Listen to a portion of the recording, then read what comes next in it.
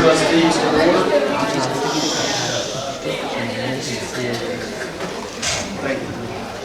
First item on our agenda is the invocation and pledge of allegiance. I'm going to turn that over to Vice Chairman Key. It is my privilege to introduce two students from BC High School. First one is Claire Elizabeth Figgin. She can do the invocation. Claire is a senior at Brooklyn Casey High School, where she is enrolled in AP and advanced classes and maintains a 4.4 GPA. She is a member of the Beta Club, the National Honor Society. She is on the BC volleyball team and plays club volleyball. Claire serves as youth representative on the church council at Our Savior Lutheran Church, where she is an active member of the youth group. She volunteered last summer in the oncology department of Lexington Medical Center. Outside of school, she enjoys spending time with family and friends. After graduation, Claire plans to go to college and major in graphic communications. And Andrew James Blaylock did the Pledge of Allegiance. Andrew is a senior at BC High School, where he is enrolled in AP and honors classes and maintains a 4.7 GPA. He is a member of the Beta Club, the National Honor Society, and the Math Honor Society. Andrew is on the BC golf team, and he is an active Boy Scout. He attends Mount Hebron United Methodist Church, where he is a member of the youth group. He is also a member of the United Methodist team. In his spare time, Andrew enjoys hunting, fishing, and spending time outdoors. After graduation, Andrew plans to attend Clemson University and major in mechanical engineering.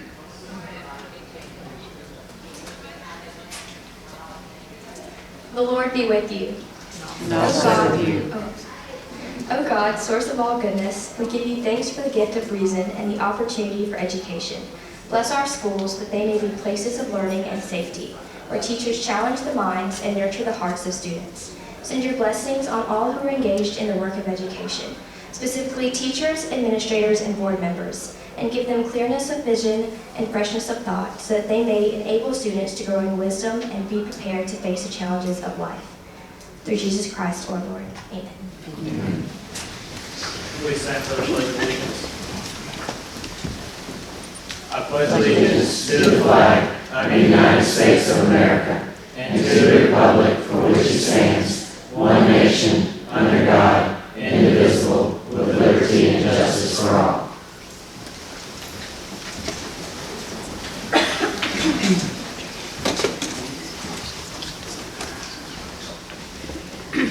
Thank y'all for coming.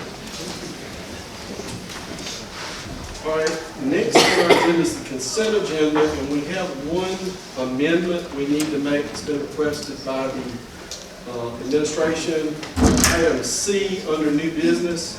They would like to change that to consideration of widening driveway at Busby Creative Arts.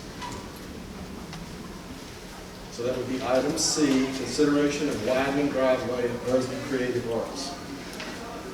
With that amended piece of agenda, without objection, the consent agenda would stand approved. Next item is public participation period. Mr. Chair, we have no We have no public to speak.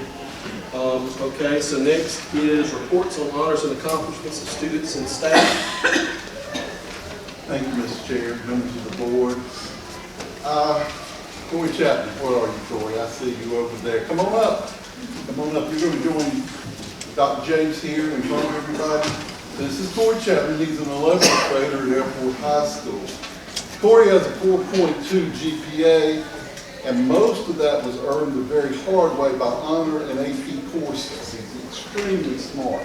The school describes Corey as a student with a very positive attitude.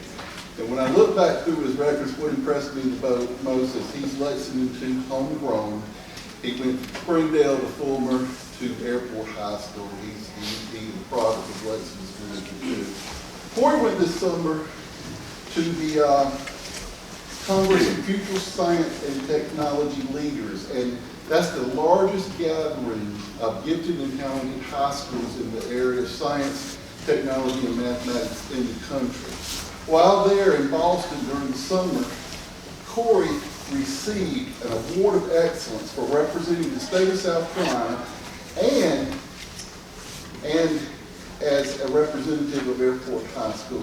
Dr. James has a plaque for him, and I'm going to turn it over to Dr. James. Corey's been awarded this award by the Science Advisory Board of the National Academy for Future Scientists and Technologists, and we're just appreciative of how well he represents our district. Corey, we appreciate what you did. Congratulations. We wish you well as you continue your career to be a scientist. Thank you so very much.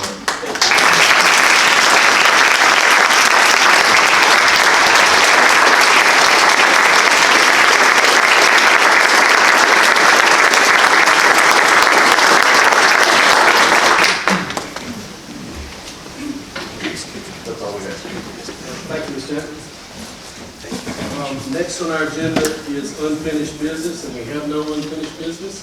So we'll move straight to new business. Item A, consideration to accept donated equipment. Dr. James. Yes, sir, Mr. Bingham. According to board policy, donated equipment that's valued at as much as $10,000 has to be approved by the board. Our welding program, while we were displaced, we had a company that brought in several welding machines and trailers, new, very high-quality commercial equipment. They have offered to give that to our welding program. The trailers, the machines, the equipment that goes with it will be just over $2,000. It's all new equipment, and I would recommend that the board approve that donation. I would write a letter of thank you to the company. Mr. Chairman? Yes. I make a motion to accept your request to accept the donation and also concur with the thank you card. It'd probably be great for people from the welding students as well. Okay, I have a motion. Do I have a second? Second. Okay, I have a motion and a second to accept the donation of the welding equipment for around $10,000. Is there any discussion on that? Ms. Kessler. The people that donated this are former students of Lexington School District 2. Don and Travis have been supportive of this district for a long time. They're fabulous people, but they are a product of Lexington. Anyone else? Being no other discussion, we have a motion to approve the donation of the welding equipment. All those in favor signify by saying aye. Aye. Opposed? Motion carried. Thank you. Next on our agenda is consideration of request to approve Riverbank Elementary School's PTO bylaws. Yes, sir. According to our policy, to have an organization, support organization within the school, they're separate from the school and from the district, but their bylaws have to be approved by the school board. Riverbank Elementary has brought both faculties together and both sets of parent groups and had a grand opening, but they have submitted now this set of bylaws for board review, and we would recommend the board approve. Okay, I'll entertain a motion. Mr. Chairman, I make a motion that we approve the Riverbank Elementary School's PTA bylaws. Okay, do I have a second? Second. Second by Mr. Key. So we have a motion and a second to approve the Riverbank Elementary School's PTO bylaws. Discussion. Anyone? Being no discussion, then I'll call for the vote to accept the Riverbank Elementary School's PTO bylaws as presented. All those in favor signify by saying aye. Aye. Opposed? Motion carries. Next on our agenda is consideration of widening the driveway at Busby Creative Arts Academy. Mr. Eisenhower. Mr. Chair, members of the board, Dr. James, basically what we have is, as you know, we just opened our Innovation Center, I think it was October the 22nd. After opening that facility, we realized that we have a traffic jam. And if you look at the drawing up here, let me kind of get oriented myself.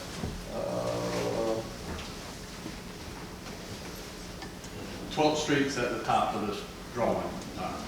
Okay, there we go. The big parking lots, there you go, thank you. This parking lot right here, and this is where we drop off buses. So, at the same time, this is the front of the Busby Creative Arts Academy, the loop out front. This is 12th Street Extension out here. So what we have is as students, as the buses come in on Bulldog Boulevard down here and pass where you turn in to go to Casey Elementary, and this would be the front of the new Innovation Center.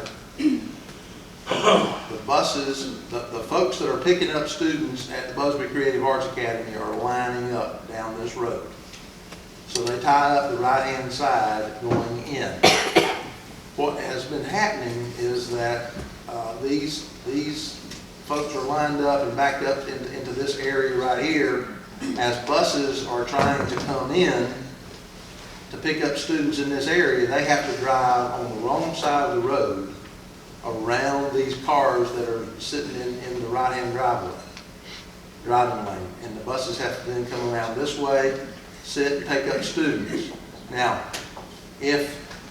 when the school dismisses, the Innovation Center dismisses, you've got these buses that are then coming out here, making this turn and going down in this direction.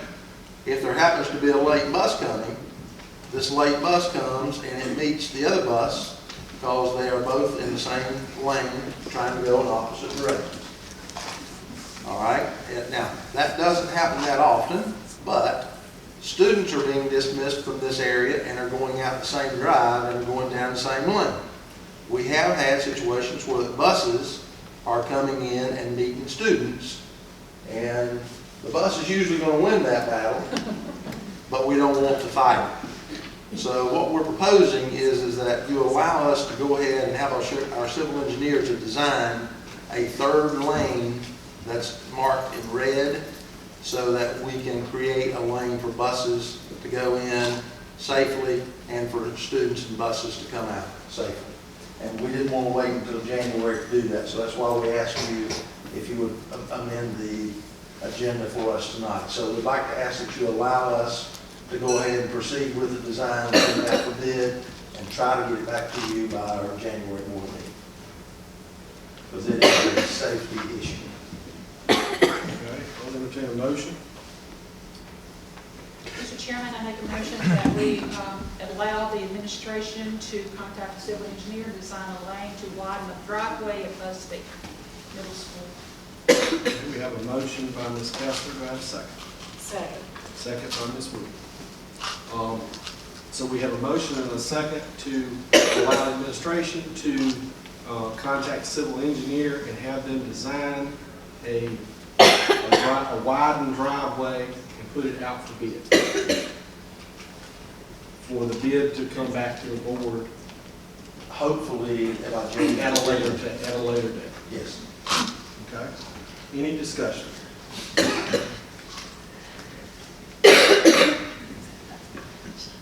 Being no discussion, all those in favor signify by saying aye. Aye. Opposed? Motion carries. Mr. Chairman, I Yes. recuse. What's that? I recuse. Oh, okay, we have one recusal, but 6 vote aye.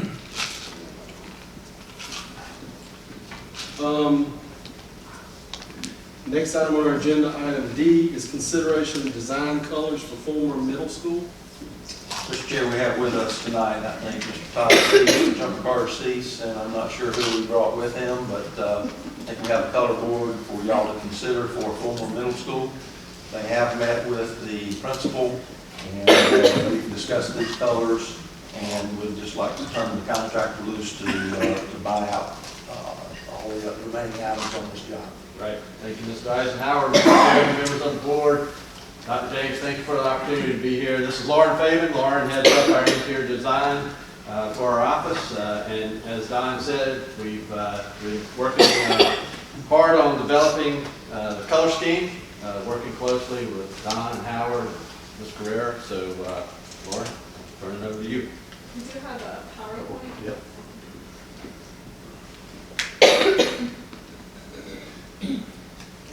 So as you can see, we're building off of the former color scheme, so it's all based around the blues.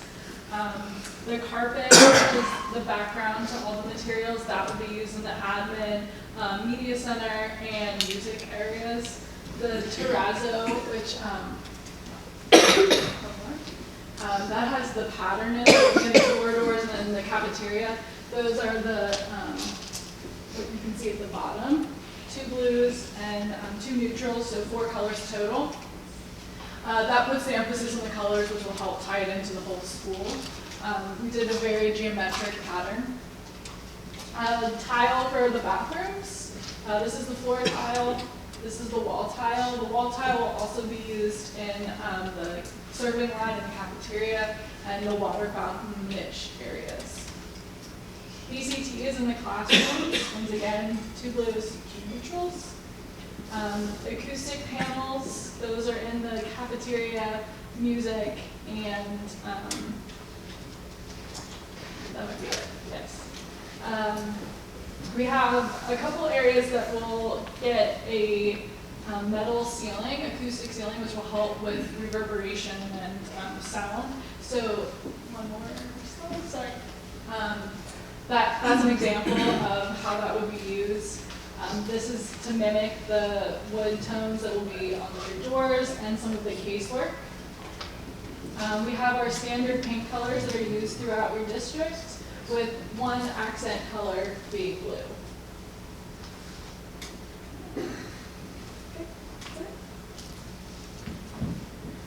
I'll entertain a motion. Motion to approve the colors as presented for Former Middle School. We have a motion to approve the colors as presented. Do I have a second? Second. Second by Ms. Wood. Discussion. Being none, we have a motion and a second to approve the color scheme as presented for Former Middle School. All those in favor signify by saying aye. Aye. Opposed? Motion carries. Thank you. Thank you. Next on our agenda is consideration of contract to install new rooftop HVAC unit and fire alarm probes over proposed health and fitness area, and to install new fire alarm strobes for the future science labs at Brooklyn Casey High School I-2 Tech area. Mr. Eisenhower. Mr. Chair, what we are trying to accomplish here is that we want to, when the contractor leaves Brooklyn Casey High School, the health and fitness area, we will not have enough money to totally complete that. But our goal was to try to have everything so it's in compliance with the Office of School Facilities and it's code compliant. So all that they would basically have to do at that point, or we may do at a later date when more money is available, would be to come back in, put the flooring, and basically put up the netting and that sort of thing that they would want to put in there. So we're asking that you allow us to go ahead and modify the contract to install the fire alarm strobes and all that has to go in there to meet code. Also, the HVAC unit, we need to put a new HVAC unit on the roof in order to condition this space. And in the what we had identified previously as 2 new science labs, we did not have enough money to finish that. But again, we'd like to go ahead and install the fire alarm system so that in the event that we do have money, or if they want to use it for storage, then it can be used for that purpose. So that when we come back later, we've already roughed in the plumbing for all that needs to be done, so that when we come back later, as the need arises or we have more funding available, then we hope to be able to go back in and finish out this space as well. But the fire alarm will be in working order as it should be with your approval tonight. Do you have an amount? It would be, we ask that you increase the contract with Thompson Turner in the amount of $109,283.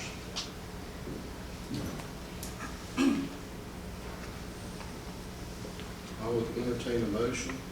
Mr. Chairman, I make a motion that we approve the contract to install the new roofing HVAC unit in the amount to Thompson Turner in the amount of $109,283. Okay, that would include the fire stripes. And fire service. Okay, we have a motion, do I have a second? I'll second. Second by Mr. Key. No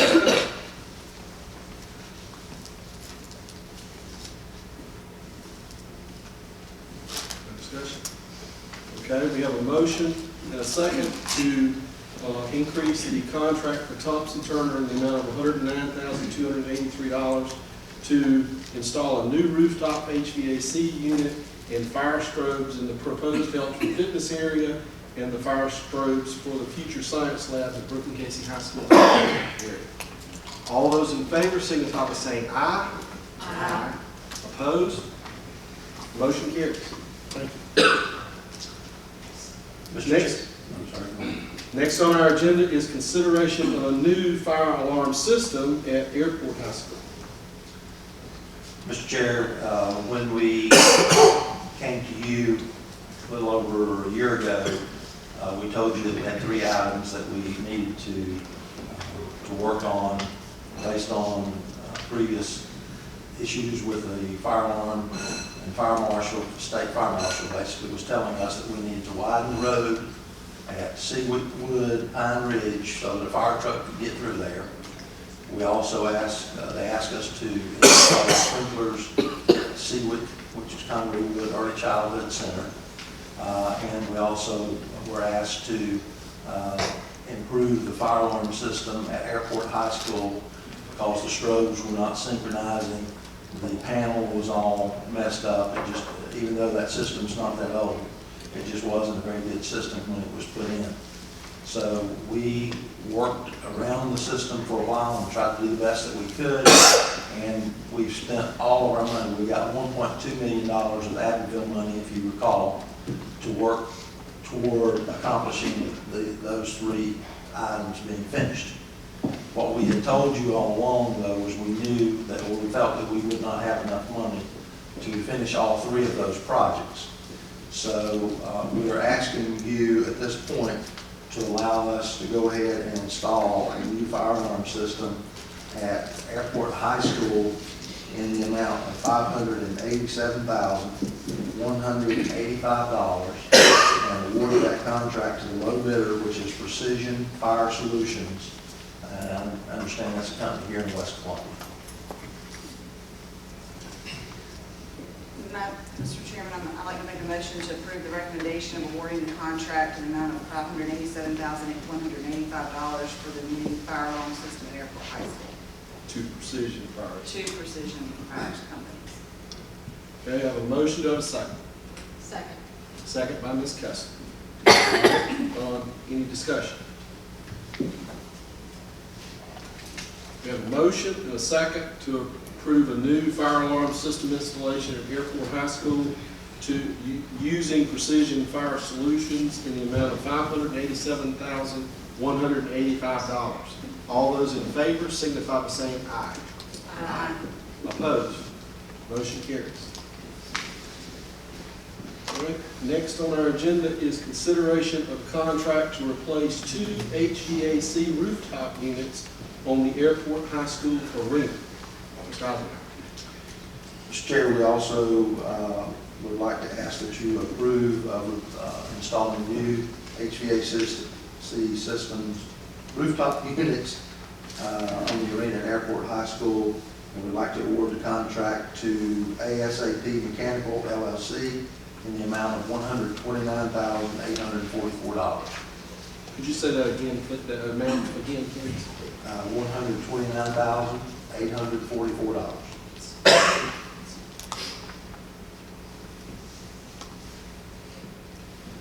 I'll entertain a motion.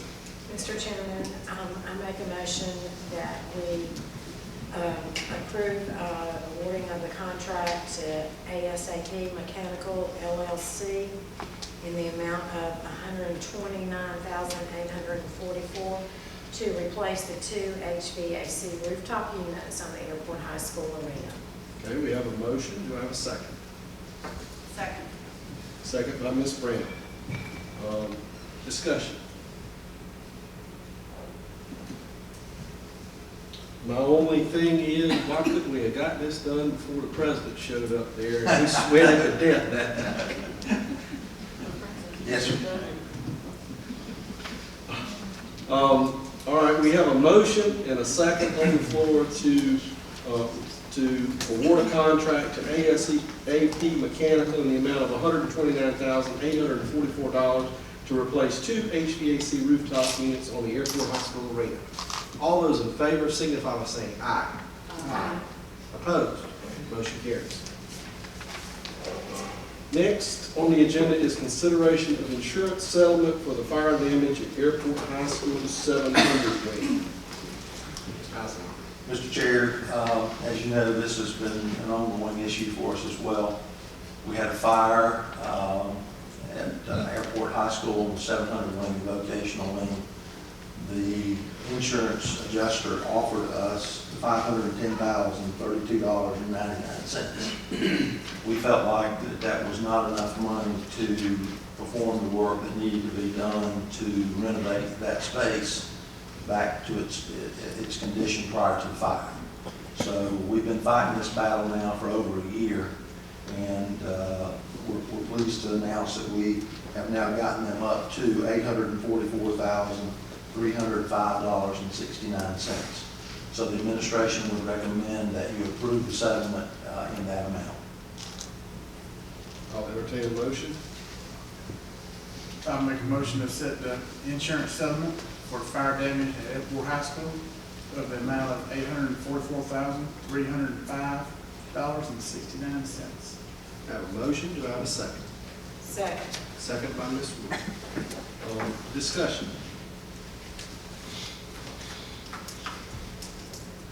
All right, we have a motion and a second on the floor to approve the settlement for the fire damage at Airport's High School wing in the amount of $844,305.69.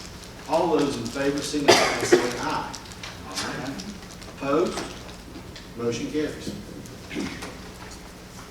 Next on our agenda is consideration of schematics for the campus security at Airport High School. Mr. Alexander.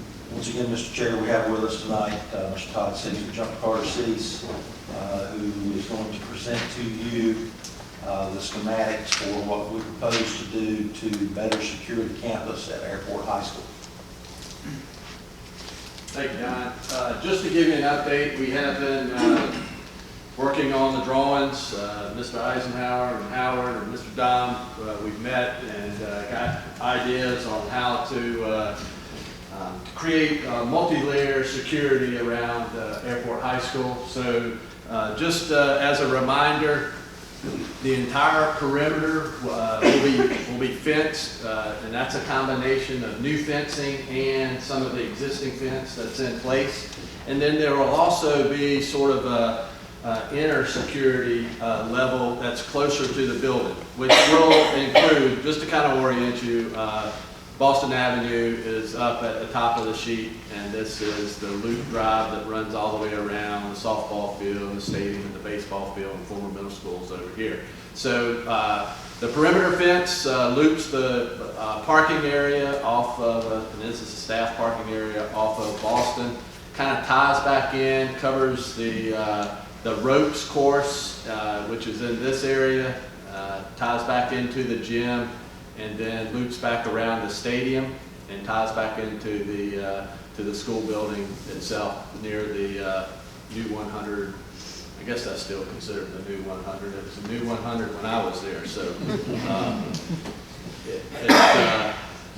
and then the inner level security, and again, Mr. Dom had good thoughts and ideas about how to do this, and we're going to enclose the covered walkways from the 100 hall over to the 200 hall, 200 to 300, and then 300 over to the gym, the old gym. And we want to utilize storefront and some brick to tie it into the building, but yet widen those corridors. A lot of students use those covered walkways, so it's important to make it a pleasant space. It'll be heated and cooled, and it'll be a thoroughfare. And As Mr. Don pointed out, it'd be nice to be able to stand and look both ways and have a nice sight line all the way down, basically from the gym to the admin area. So we're going to widen the hallways, extend the height at some of those connections. So hopefully we'll be improving the sight lines significantly. We've met with Terry Mueller, the fire chief. We've got his input. To be able to fight a fire, you got to get within a certain distance of all parts of the building. So we're accomplishing that and part of this project. This is sort of a rendering of what those new enclosed walkways will look like. Again, allowing some natural light into the space, highly visual, lots of visual connectivity as well. So keep an eye on everybody. You'll be able to see what's going on in those connecting links. We think that's important. Glenn Dillon and Jim Iyer here with Contract Construction. Glenn's been working on the estimate for this project, and we'll be able to hopefully bring those numbers back to you in January. So it's coming along nicely. And if I may interject, also, we intentionally saved about $2 million of the $12 million that was budgeted for Airport High School just for this. Now, that will also include this $800-some thousand that you just approved for fire damage that will go toward renovation of that 700 one.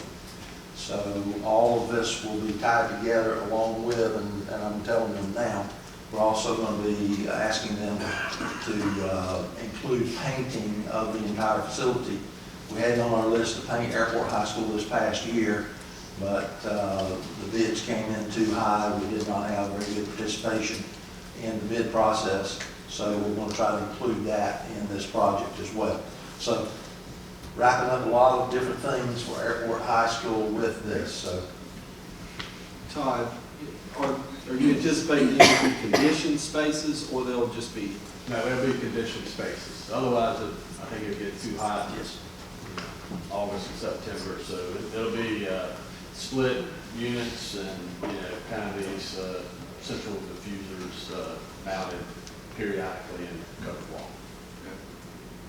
Okay. Any other questions for Todd?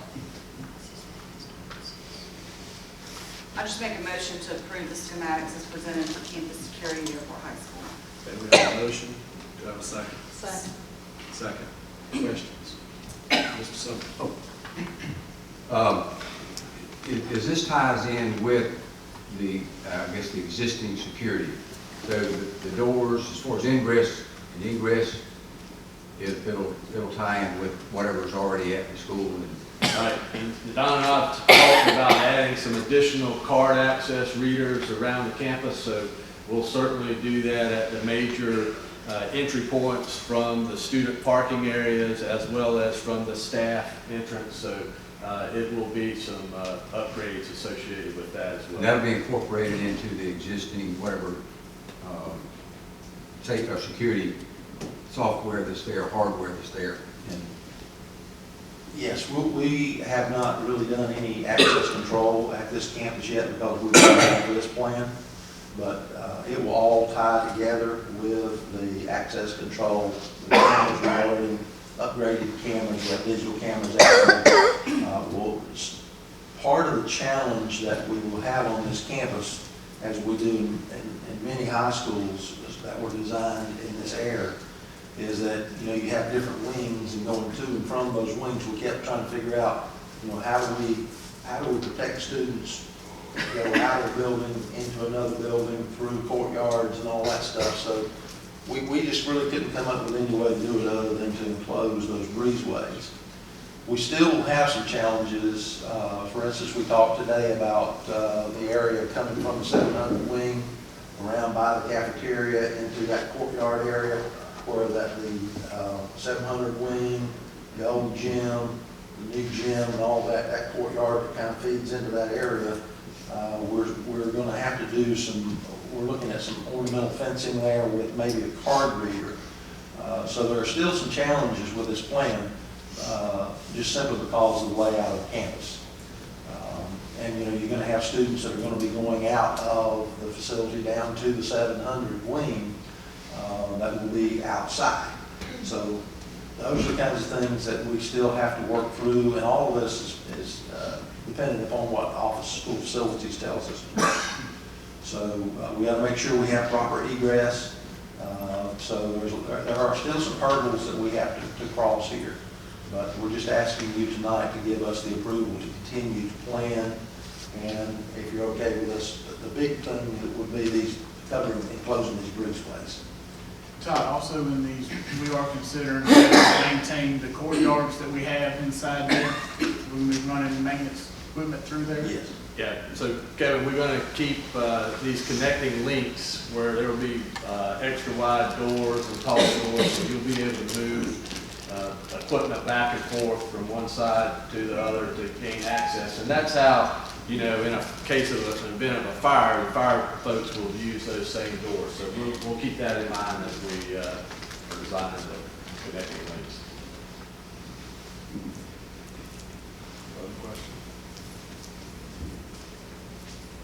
So Todd, in those connecting links where you're talking about being able to get maintenance equipment through, are you going to have a different floor treatment there?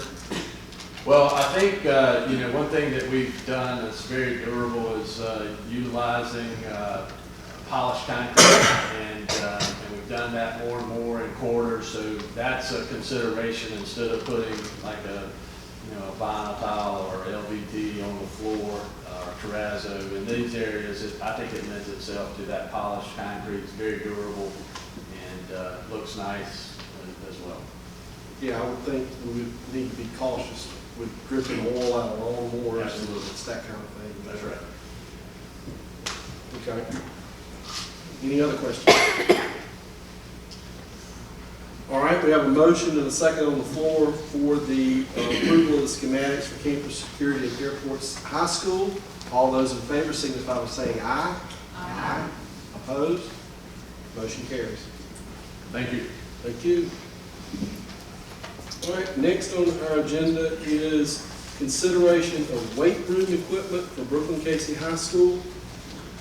Mr. Chair, the reason that I wanted to put this on the agenda is that we are anticipating, or we were anticipating until today, because we've had so much rain, I think now we may have a little bit of a delay in opening the arena. We were hoping to open it in the latter part of December. It now may be the first or second week in January. Regardless, the board has already approved $60,000 for weight equipment at both Airport High School and Brooklyn Casey High School. All I'm asking you to do tonight is to allow us to go ahead and order this weight room equipment as long as we do not exceed that $60,000 that you have set aside for the school for weight room equipment.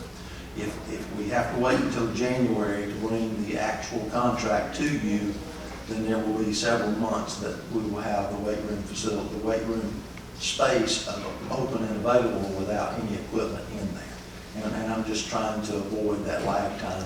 If you're willing to do that, I know that this is abnormal in the process, and you may not be willing to do that, but I just thought it was worth a try. Okay, I'll entertain a motion. Mr. Chairman, I'll make a motion to approve the purchase of weight room equipment for Brooklyn Casey High School up to the $60,000 that's already been approved. Okay, we have a motion. Do I have a second? I'll second. We have a second by Mr. Key. Discussion. My only question is, Don, once you finally get the weight room set up over there, if, you know, y'all from administration could go back and look at both airport and BC's weight situations and just make sure we've got them adequately covered from a safety standpoint and, you know, basic necessity standpoint. Any other questions? All right, we have a motion and a second on the floor to approve the award of a contract for weight equipment for Brooklyn Casey High School that would not exceed $60,000. We will allow administration to make that award in lieu of having to bring it back. Okay, so all those in favor of that signify by saying aye. Aye. Opposed? Motion carries. Thanks, sir. All right, next on our agenda is consideration of request for overnight or out-of-state student travel. Mr. Hinton. Mr. Chairman, I make a motion to accept the out-of-state student travel as recommended by Mr. Hinton tonight. We have a motion to accept. Do I have a second? I'll second. We have a second by Mr. Key. Any discussion? Being done, we have a motion and a second on the floor to accept consideration or to accept the request for overnight and out-of-state student travel. All those in favor signify by saying aye. Aye. Opposed? Motion carries. Next on our agenda is the administrative divisional reports. First up is Dr. James. Yes, sir. Janet, if you could pull my file on it. Technical difficulty on But this that's one. something you never thought you'd hear me say, pull my power. The one back here is working, but the one up there. We're about that now. Hopefully we'll get this worked out. You've got some information in your packet on South Carolina report card. What I've tried to do is condense this a little bit so that the board understands what's going to happen. First and foremost, there's been an onslaught of school districts saying the report card isn't correct. That statement is correct for every school district that I know of. As a matter of fact, it got so bad that I got a letter last week from Mrs. Spearman saying that they were not going to release the report card because of the inaccuracies. Morgan ended up getting one from somebody else in the department shortly thereafter.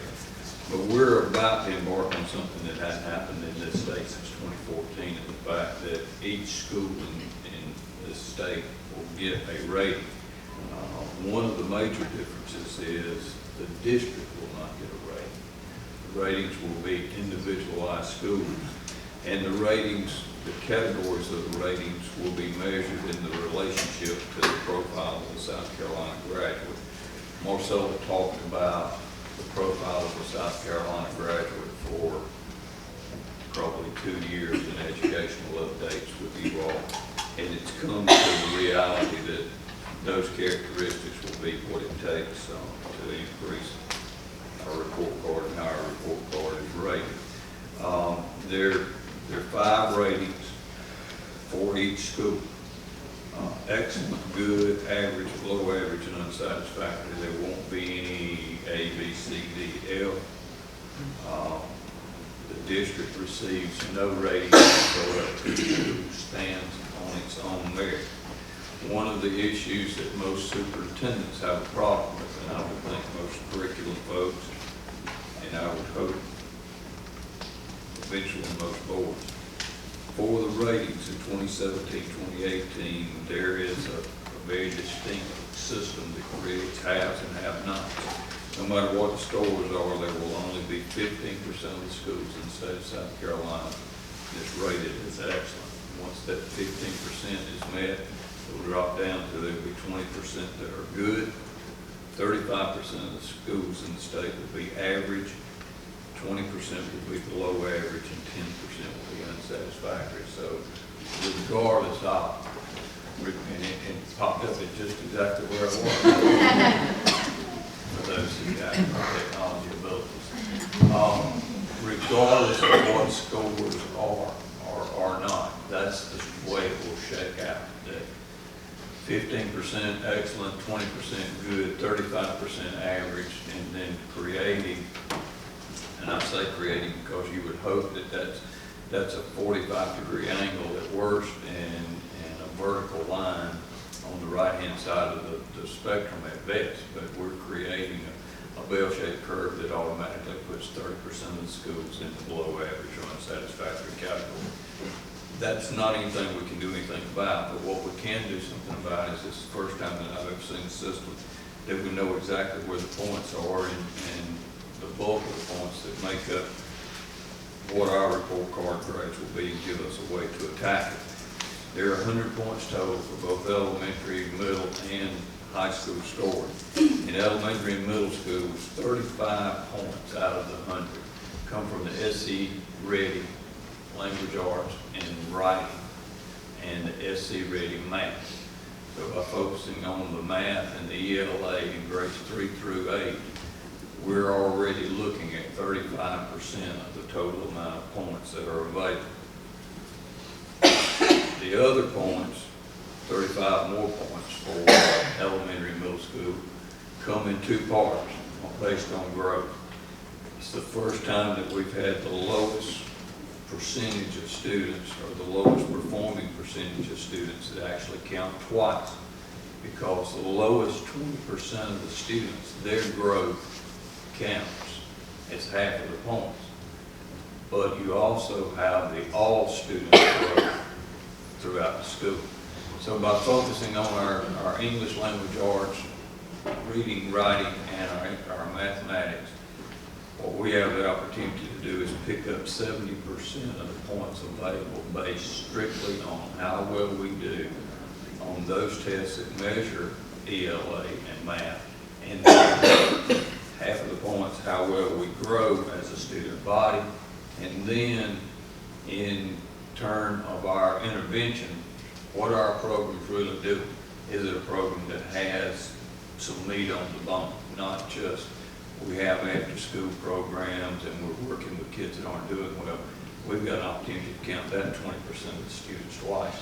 I can tell you right now from all preliminary projections, if we picked up 70% of the points in elementary school and middle school, we would be well within the top 30% of the schools in the state of South Carolina and any school in this district.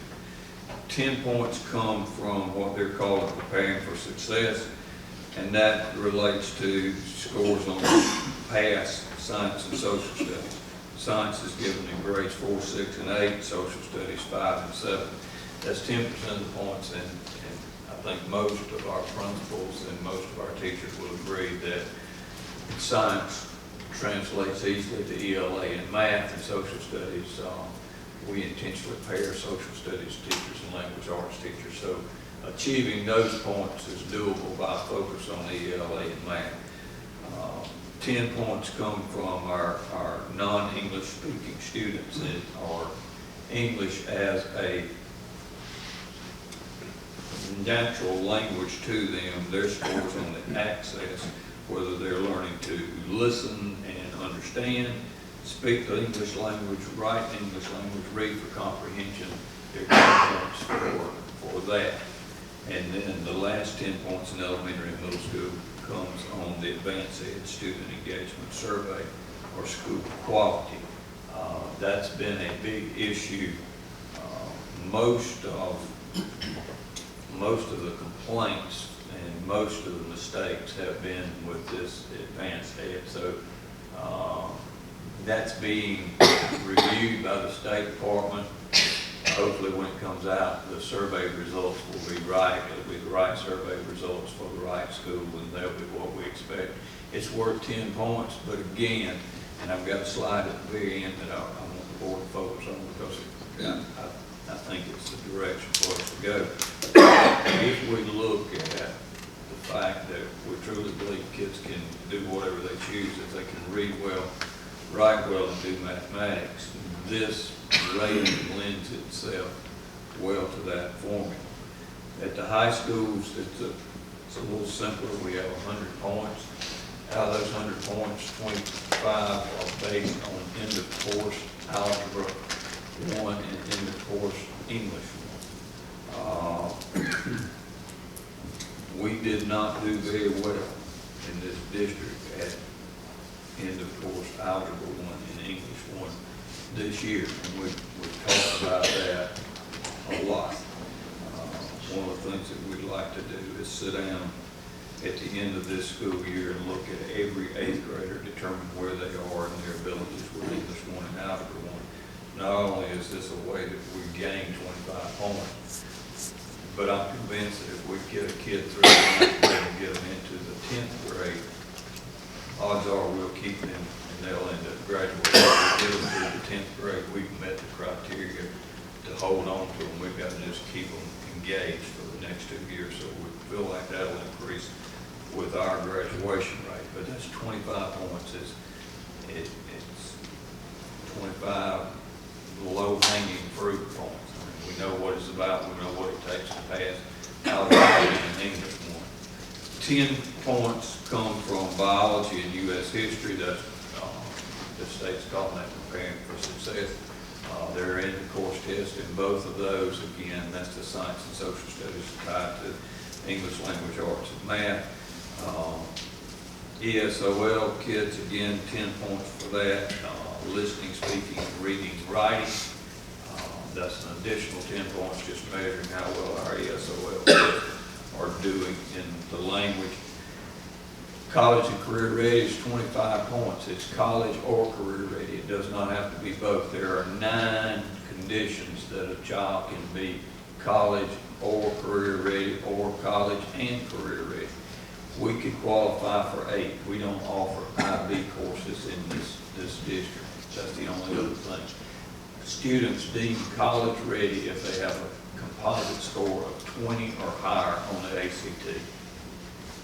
If they have a composite score of 10, 20 or higher on the SAT, they score 3 or higher on the advanced placement exam, or they complete 6 hours of dual enrollment with a C or higher. Any one of those things gets a kid the little check mark beside their name that they're college ready. Again, that's 25 points in my belief, and I've talked to our instructional folks. We feel as if you can look at kids from the time we bring them into the high school and lead them into an area that's successful for them, because they don't have to be college and career ready. They don't have to meet all 4 of those criteria. They have to meet 1 criteria. For the career ready, Jan, if you can knock that up. They're a CATE completer and they earn a credential that's a national or state credential. You may have seen we signed an agreement with Midlands Tech on the welding program a few weeks back. That's going to be one of those courses that has a credential. We've got several others that John knows we're working with. A child can earn a silver, gold, platinum credential on work keys or the wind. They can get a 31 on the ASVAB, that's the military placement exam, or they can successfully complete a state-approved work-based learning unit. And that would come through having an employer. But again, we've got 8 ways that each child can end up being college or career ready. 5 points are based on school quality, and again, that's advanced ed survey results. Right now, that's the issue for us. 25 points on graduation rate. State is just simply saying that's an indicator on how well the school is doing. Graduating schools, students in 4 years. Right now, we're at the point where we've had a lot of help out of adult ed, because up until this year, those students who left us and went to adult ed and graduated were counted in our graduation rate. That won't happen anymore. It's the students that graduate at the high school. So one of the things we're going to have to be more vigilant about, keeping kids in the high school and making certain that we give them all the help that we need to give them in order to graduate. Just talking to Freed and some of the other folks the other day, we give kids 32 opportunities to get units in this district. It only takes 24 to graduate. So in essence, a child could fail 2 classes a year and still graduate on time. It gives us plenty of opportunity to put real intervention in place rather than going through the motions. But graduation rate has always been important, but it's increasingly important. The last slide I want you to see and kind of take in, because it's my focus, and I think it's the focus of the instructional whole department. I don't believe in making things more complicated than they have to be. Simple. We know how we're rated. We know how every school will be rated. We know that as a district, we value reading and writing and mathematics. Well, if you're in elementary school or middle school, 70% of the points come from a child being able to read well, write well, and do mathematics well. In my simplistic approach, that says to me we need to focus on reading well, writing well, and doing mathematics. At the high school level, 75 points out of 100 come from English 1 and Algebra 1 end of course testing. Our graduation rate, whether or not a child is college or career ready, with 8 opportunities, I don't think there's any child out there that we can't get one or the other. So our focus as we go into the second semester is to look at where we are, evaluate exactly where we are. What kids do we have? As a matter of fact, Morgan and Dixon have already run the number of Fs in every school, middle school through high school. I want us to assess where we are in our ELA 1 and Algebra 1 and ELA and math in the middle and elementary school. That's where the bulk of the points are going to come from, and that's how the report card is laid out. Again, for the board, a lot of you have been on the board as we went through different types of report cards.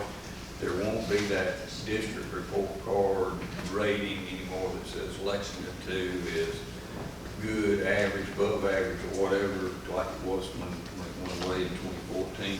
But each individual school will get a report card, and there will be an explanation as to where they are and how well they did on each one of these areas. I apologize that the technology wasn't working, but you were probably surprised that I had a PowerPoint anyway. So I'll entertain any questions about this. It's not nearly as exciting as Don's building program. I know that, but it's kind of my gig. So. Are there any questions? I've got a couple. How did I know that? Do all students take Algebra 1 Yes, through the 9th grade? No. If they didn't take it in the 8th, they take They it? could take it in the 8th grade. Some students can take it in the 8th grade. But they all would take it by the 9th grade? Yes. So even those that may not be prepared to take Algebra 1, still got to take Algebra 1? Yeah. The good thing, Mr. Bingham, about that, and I think you and I are on the same page. I don't think every kid's necessarily ready to read when they're 5 just because they're 5. I don't think there's anything magical about turning 6 that makes you learn to read. And I don't think just because you went to the 9th grade means you're ready for Algebra 1. I wasn't you. I, for one, was not ready for Algebra 1 in the 9th grade and struggled mightily.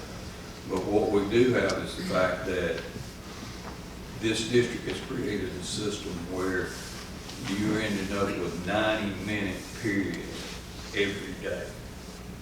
So, and you give kids 32 opportunities. In my mind, there is absolutely no reason that if we sit down with 4 middle schools, we're small enough that with 4 middle schools, we can sit down with middle school principals, high school principals, identify those kids that would have problems we suspect based on their past history, give them Algebra 1 and or English 1 every day for 180 days, and basically they get 2 years worth of Algebra 1. Not pre-algebra, not algebra get ready, not algebra prep, but start with algebra. Go to your first 9 weeks, evaluate, regroup. Some kids are going to be moving, some kids still ain't got to start over. There's a guy named Lee Kennedy, he's probably the godfather of scheduling.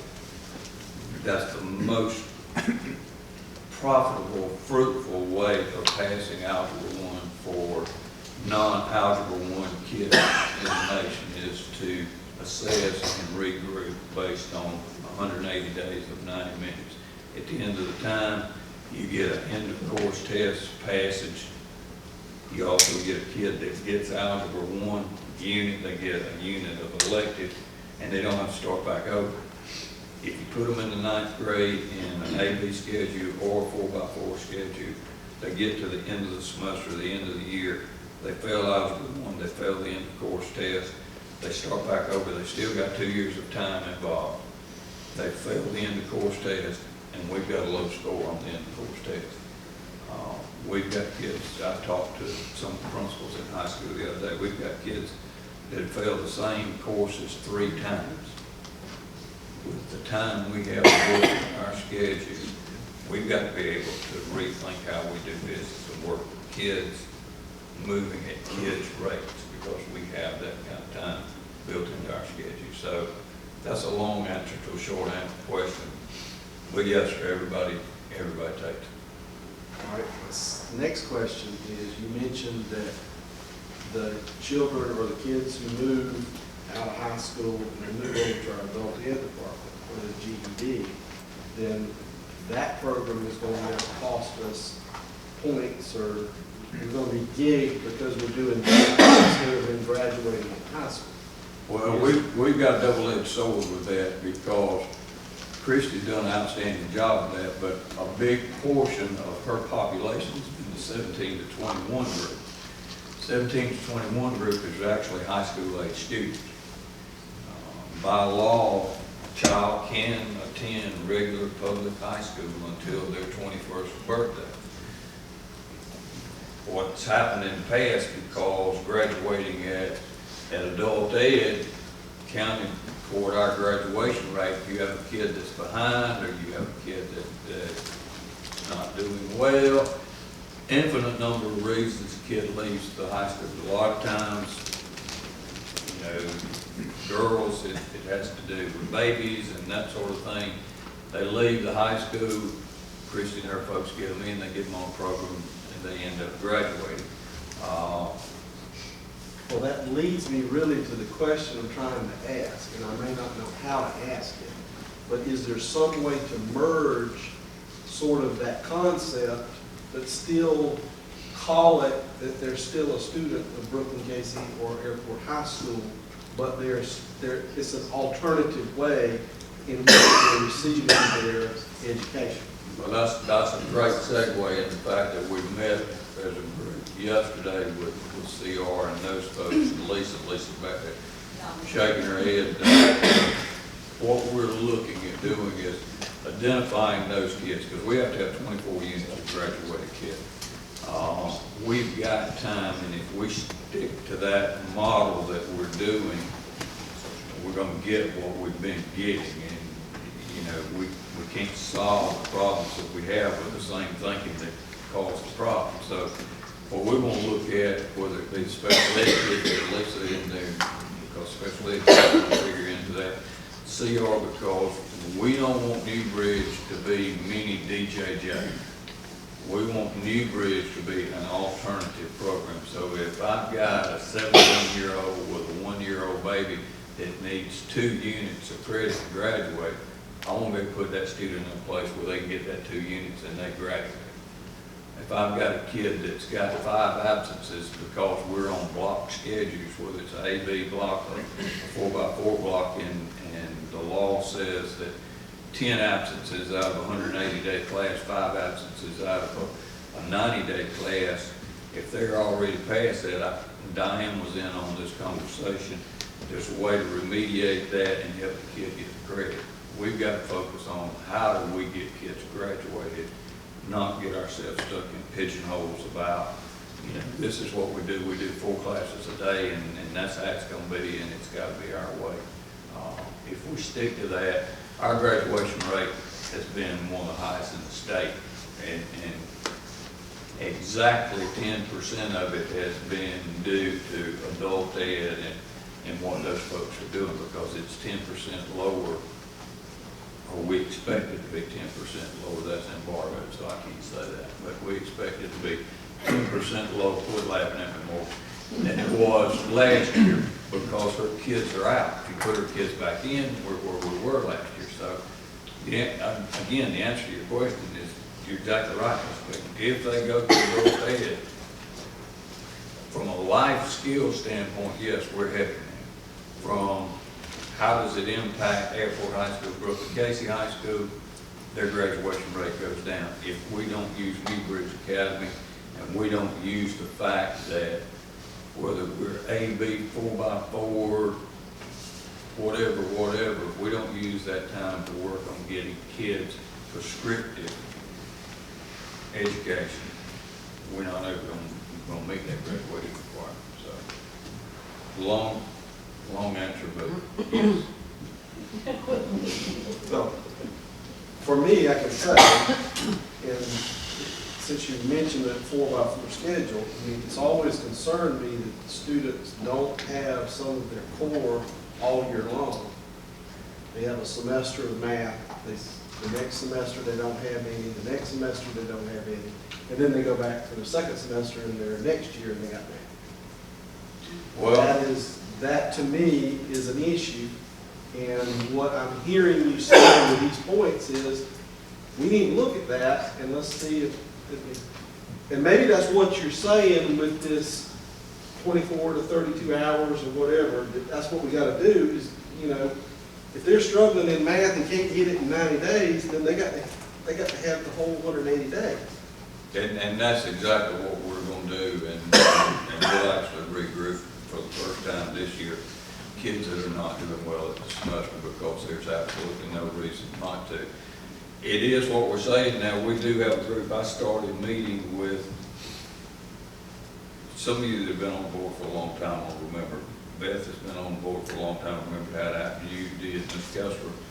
When I came here in '94, somewhere around '94, Airport High School over Christmas holidays, Jim Taylor had moved to an AB schedule. He left and went to Dutch Fork, and Paul Reisinger went nuts, and we had teachers that were pulling their hair out because they were teaching a 90-minute period, and they were teaching every other day, and Christina was in school there, and kids were trying to figure out what day it is, and we were announcing it's a A day or it's a B day, and then Barry put in a 4x4 at BC, and then somewhere along the line, it walked in. But if you read the research, schedule does not impact one way or the other student achievement.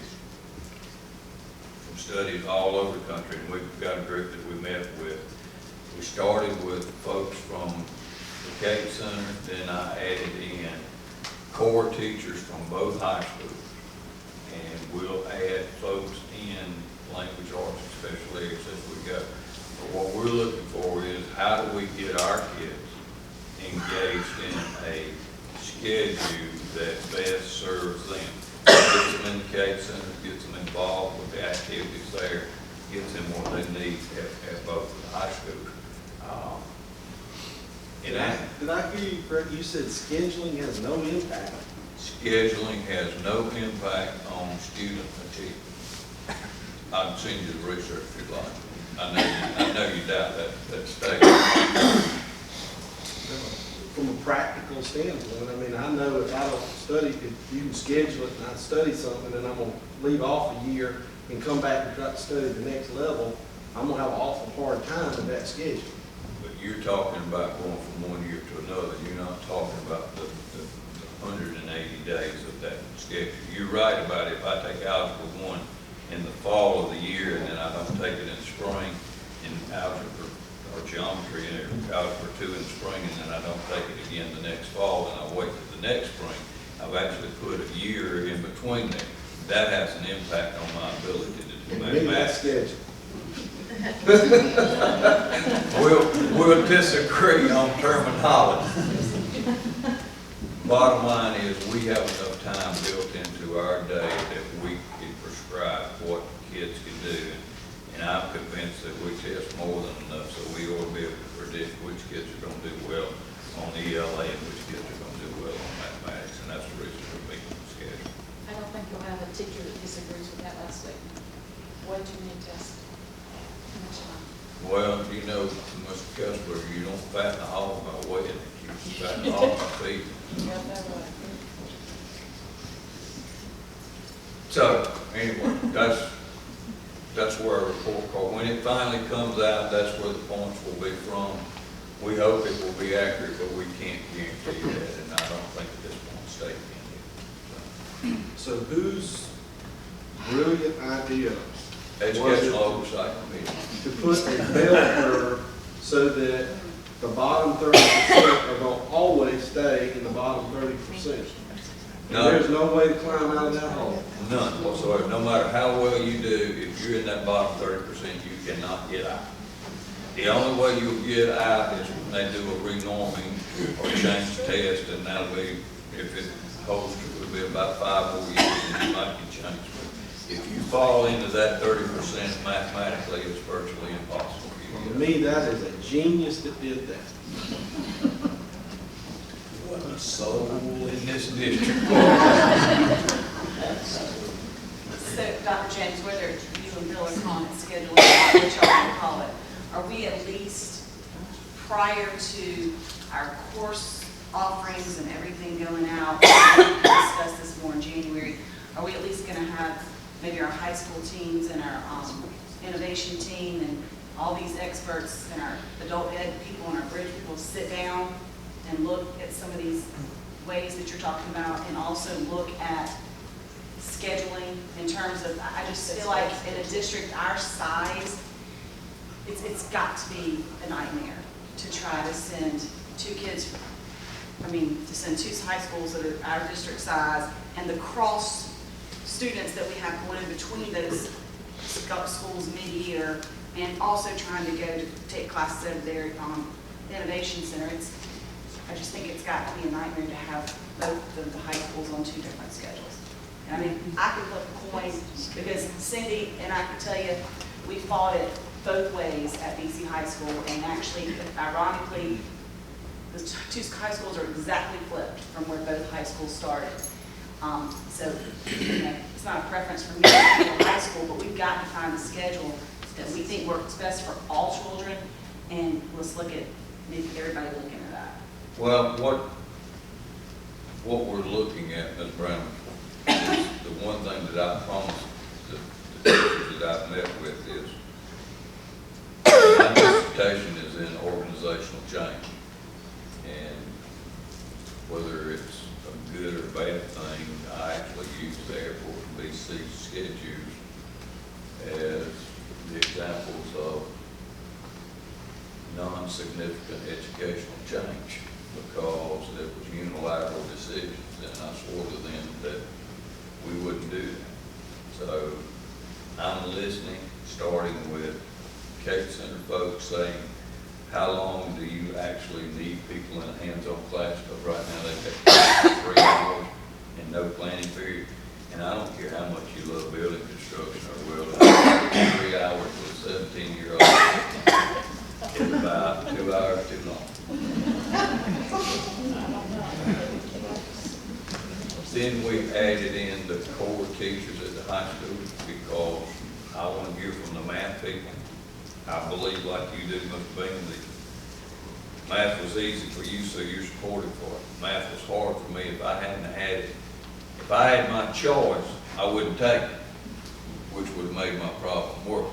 Because thinking as a 15-year-old, I'm avoiding what's uncomfortable. So we've got to have a way that those math teachers feel good about that. In addition to that, AP is one of the ways that a scoring of 3 or better is one of the ways that a kid can be college ready. So you've got to put more time into an AP math course or an AP language course or a foreign language course if you expect that child to pass. So the answer is, Beth, again, yes. We started with small group. What do you need at the Cape Center? Then core people, what do you need and what are the problems, whether you teach the advanced levels or whether you teach the not so advanced levels. We'll add in special area, but my focus is to get buy-in from the teachers first. From the district office people and from the administration in the schools, we've got a 7:30 to 3:30 day.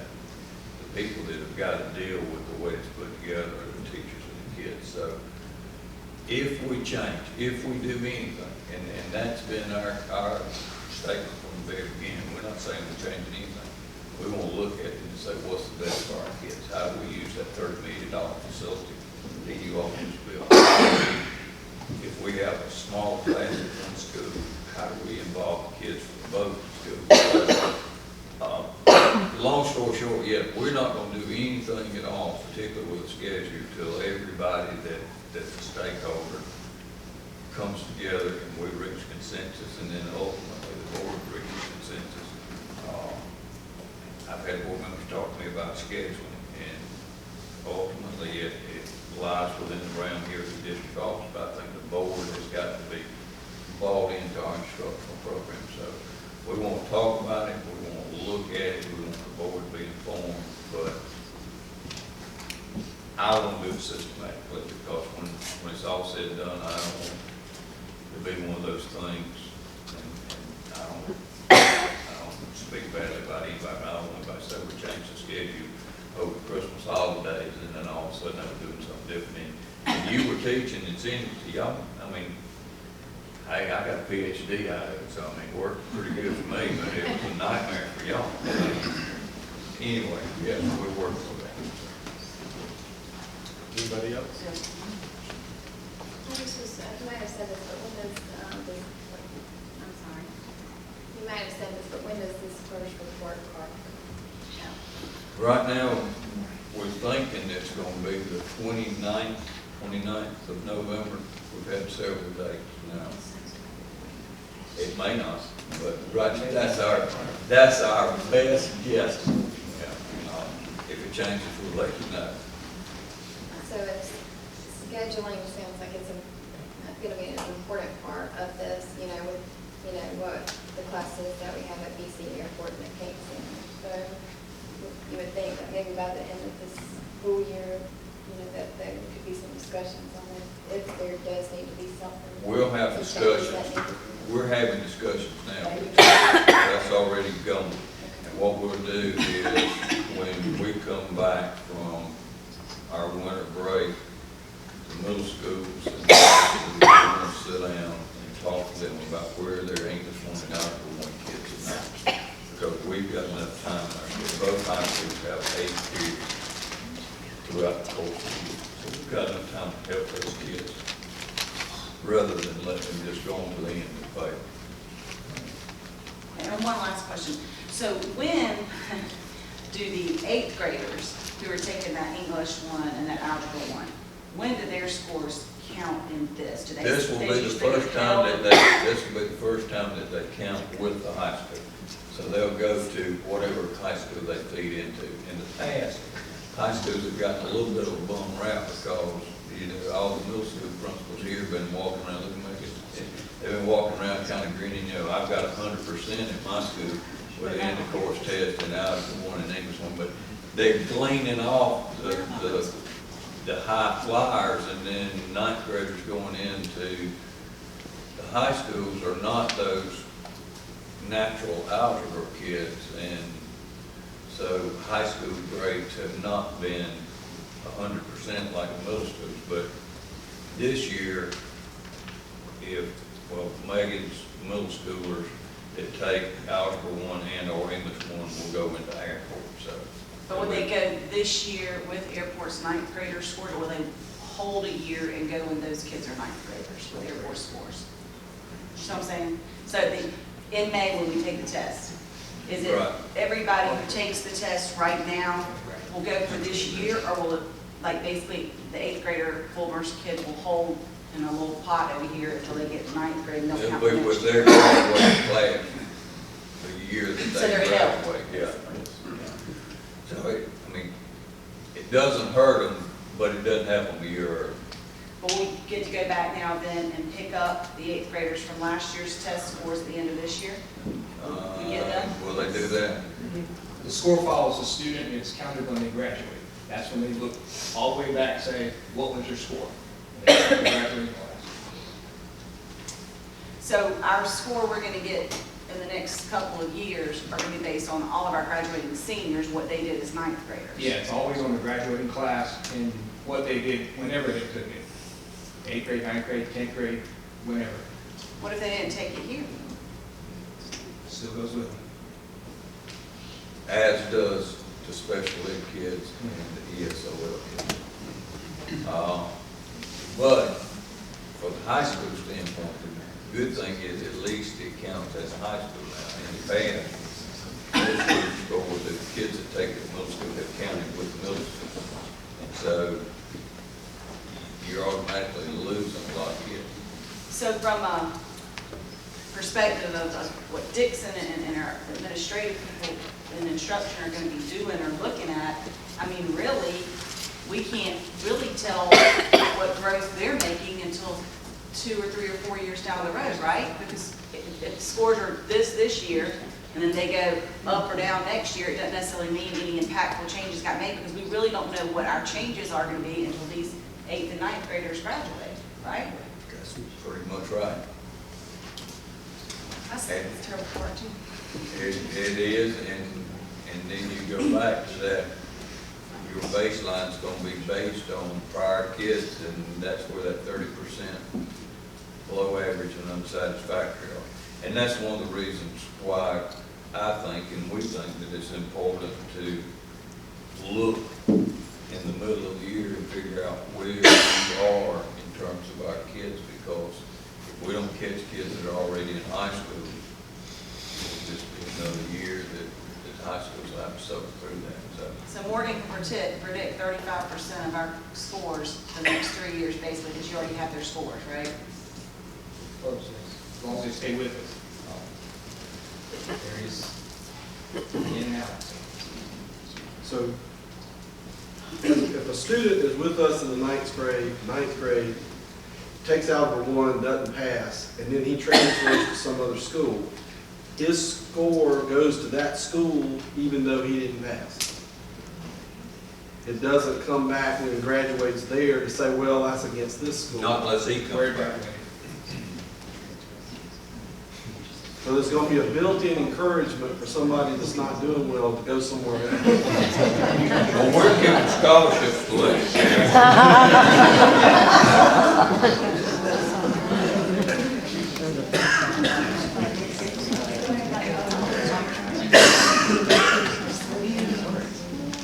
Any other discussion on this? All right, let's move on to instruction, Oasis update.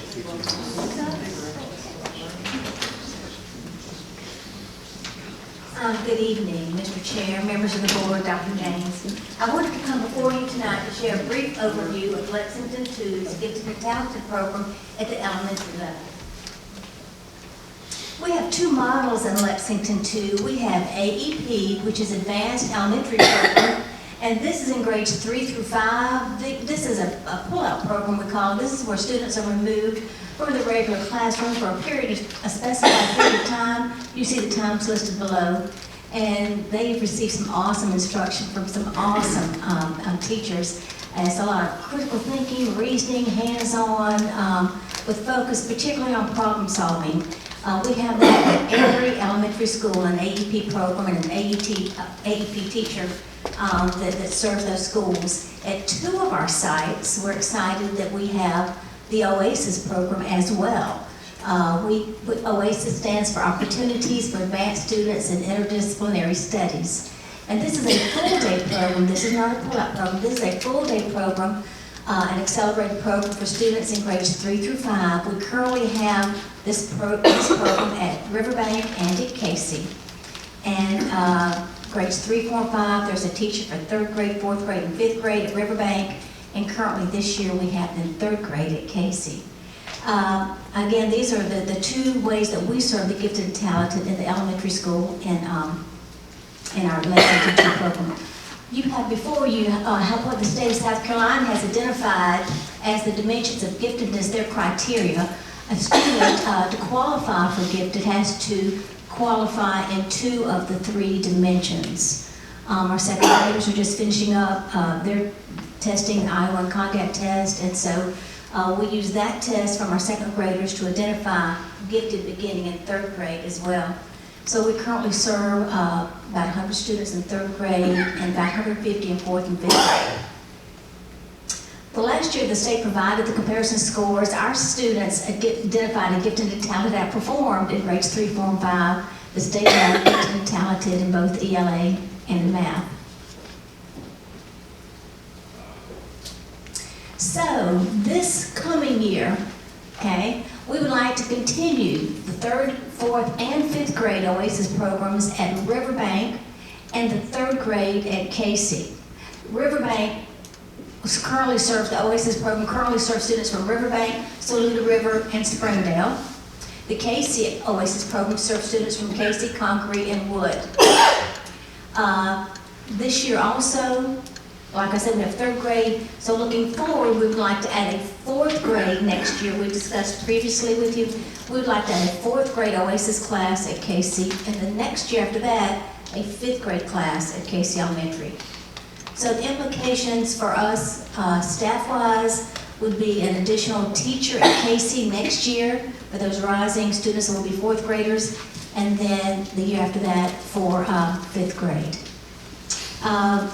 The exciting thing, I've been to all the sites. There's some exciting things happening in the OASIS program. I have some of the OASIS teachers with me tonight. They're working collaboratively. They work collegially. The students are involved in problem solving, hands-on, interdisciplinary studies. I mean, I'm excited about the opportunities and the possibilities of these two programs. So I came before you tonight just to remind us all about, you guys gave us the charge to begin that program at Casey Elementary, and so we'd like to continue that. I know that staffing is coming up for the new year. We'll be talking about it sooner rather than later, and so moving forward, we'll be adding that 4th grade at Casey OASIS next year. Do we have any questions? Ms. Brown? And specifically though, I know we've got 2 schools who have OASIS. Yes. But do they also have an AEP teacher Yes. at both schools Yes. to serve Yes. the people who are not? Yes, absolutely. And we also, and there's some reasons that some parents would prefer the AEP program. And so they have that choice. The students apply, the parents get a letter, students can apply. And for those students that Riverbank and Casey are not their home schools, sometimes it's just transportation. Parents are asked to provide transportation to and from school. So sometimes that's why they elect to remain and we serve through the AEP programs at our schools. That was a good question. And I would like just to say, since and just from my experience, I think we have awesome OASIS programs. I'm very proud of that. But I think our kids our gifted kids are just as well served with those pull-out AEP programs that all of our elementary schools do. They are very rigorous. They are very rigorous. They are. I agree with you. I mean, they are very well served. I too am very pleased with the content and the challenges, the expectations, and I think the students will tell you too. We had some testimonies tonight that it's some tough stuff. As a matter of fact, at one of the parent meetings, the AEP teachers even invited the parents to be engaged in some of the problem-solving activities. And yes, and there were some eye-opening, experiences, if you will. But anyway, it's a great opportunity to, empower those students to be those South Carolina graduates, college and career ready. This is, this is where we're really empowering them. So, with your blessing, we'll be moving forward to hiring that 4th grade OASIS teacher at Casey. We'll be looking to staff that, and then the next year after that, the 5th grade. Any other questions? Yeah. One, it says there's a full lottery for the 25 students on each grade level. So is there any deference given to what schools they're coming from, that there's any balance between those schools being served? Oh, we did not have the lottery system for our 3rd grade because we did not have more than the 25 at each site that applied. So no, there would not be, the parents would have the choice, knowing they would have to obviously provide transportation. But no, the parents at Riverbank, if the Riverbank was full and that lottery system was full, then they would be given the option to attend the program at Casey. Well, no, my question, I guess, has got more to do with when Casey serving the Casey, Congaree, and Wood. So does Casey get so many slots? Does Congaree get so many slots? Does Wood get so many slots? No, sir. Is total theoretically, the lottery, they could all come from Casey, and Convery wouldn't get anybody, and Wood wouldn't get What anybody. has happened in the past, Mr. Bingham? What has happened in the past? Mr. Chair. What has happened in the past?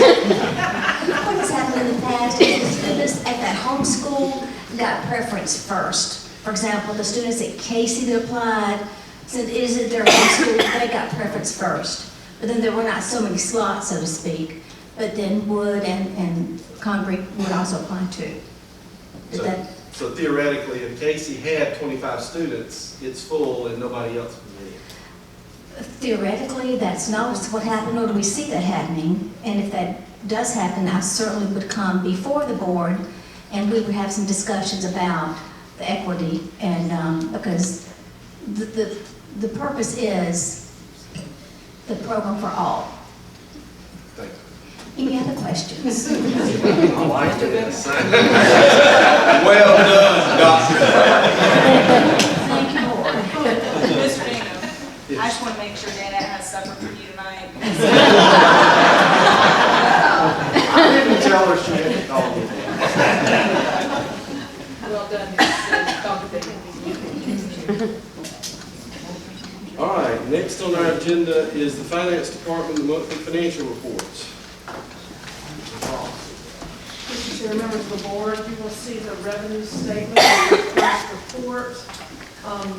Just today, I received the October disbursements. We received $1.8 million from the county, so our actual percentage through the end of October would be 19.8%, which keeps us on tap for where we would have been this time last year.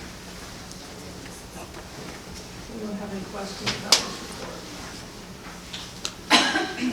Are they intentionally just slowly getting us through? It was a few days later. I don't know why. Usually we get it around the 10th of the month. It came in this afternoon.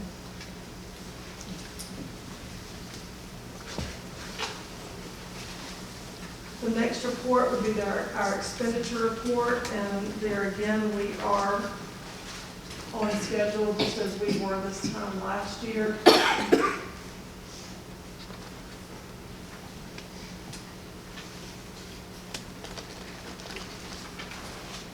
And our third report would be our referendum report.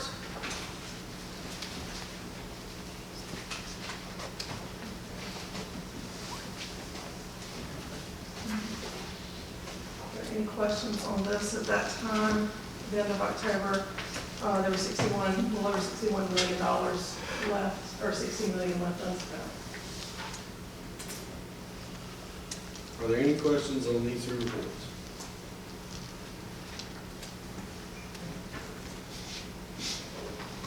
No questions on these, then without objection, the monthly financial reports will stand approved as presented. Okay.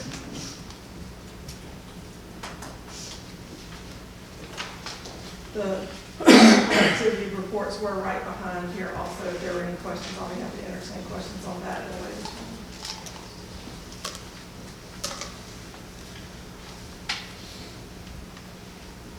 Okay. Next item on the agenda is Administration, Student Services, the construction update.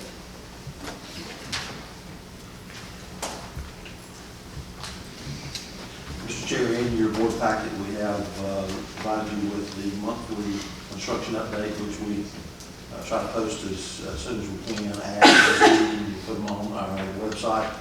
One of the things that's not included here that I wanted to give you an update on, we've had a few questions and even from the administration about the installation of the ornamental fence along 12th Street extension in front of the Busby Creative Arts Academy. That is part of the contract that we awarded late in the program. And Steve's still here? Yes, sir. Did they start? They were supposed to start this week. Did they start? I'm assuming. Next week. This week was a rain out, but they're going to start on that next week. Yes. So it is scheduled to start, and it won't take them too long to finish that. But it will finish out the 12th Street extension, and we'll get a really good look at our three facilities that are located there. If we have to answer any questions, Mr. Cooper and I will, if you have any for any of those items on the report. Any questions?